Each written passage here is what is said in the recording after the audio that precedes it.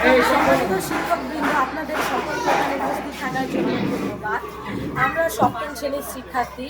আমরা তিনজন বন্ধু মিলে এই প্রজেক্টটিকে বাস্তবায়ন করেছি, যেখানে আছে আমার বন্ধু ধানুষ, আমি কাব্য এবং আমাদের অনেক বন্ধু।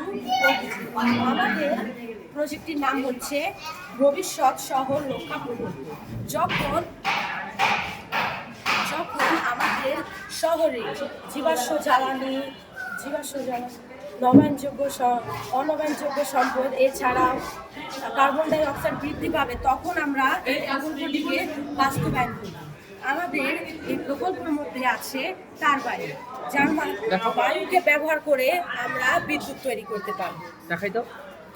এর পাশাপাশি আছে আমাদের এখানে পানি রিসাইকেল, যার মাধ্যমে আমরা দূষিত পানিকে আবারও ব্যবহার করতে পারি।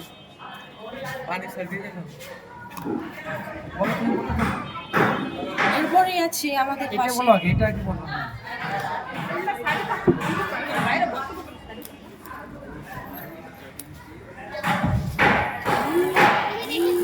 এছাড়াও আমাদের এখানে আছে পানি রিসাইকেল কেন্দ্র, যার মাধ্যমে আমরা দূষিত পানিকে আবারও পুনরায় ব্যবহার করতে পারি।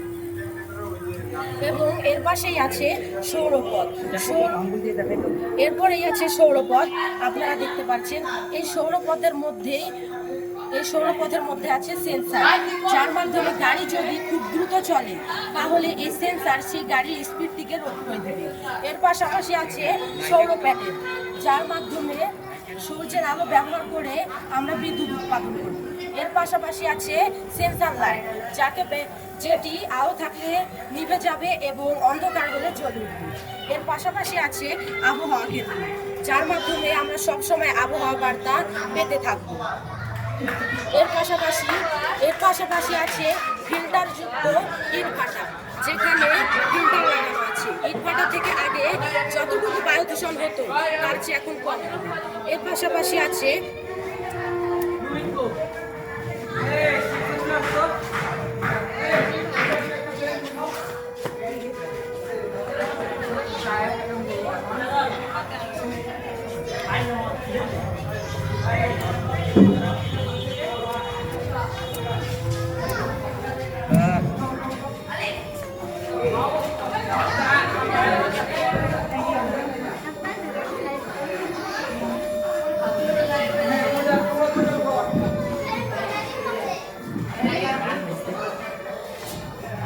এবং এখানে আছে ফিল্টারযুক্ত ইটভাটা, যার মধ্যে থেকে আগে যতটুকু পরিমাণ বায়ু দূষিত হতো তার চেয়ে এখন কম বায়ু দূষিত হতো।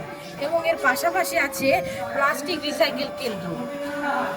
এখানে ব্যবহৃত প্লাস্টিককে আমরা আবার পুনরুৎপাদন করে ব্যবহার করতে পারি।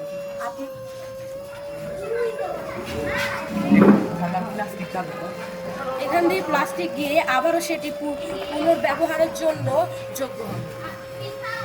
এছাড়াও মানুষের প্রয়োজনের জন্য সকল কিছুই এই শহরে রয়েছে, যেমন হাসপাতাল, এর পাশাপাশি রয়েছে বিদ্যালয় এবং রয়েছে বাড়ি। ধন্যবাদ সবাই।